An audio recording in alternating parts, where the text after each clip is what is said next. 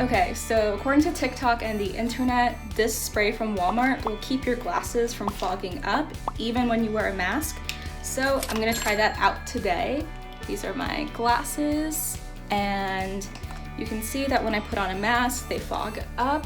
And I know there's that trick where you can tuck your mask under your glasses, but to be honest, if you have glasses like mine or a nose like mine, they don't really stay up. So I have to wear them like this. So I think I'm gonna try it on one lens first so that I can compare and see if Fog Defender actually works.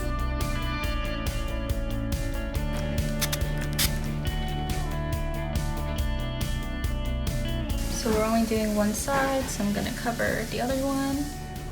Here's our spray.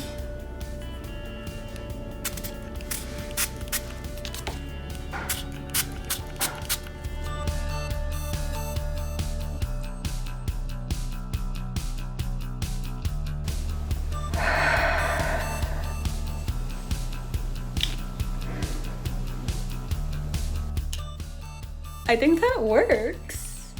I'm gonna try this on the rest of my glasses to compare it to before, but this looked really good to me.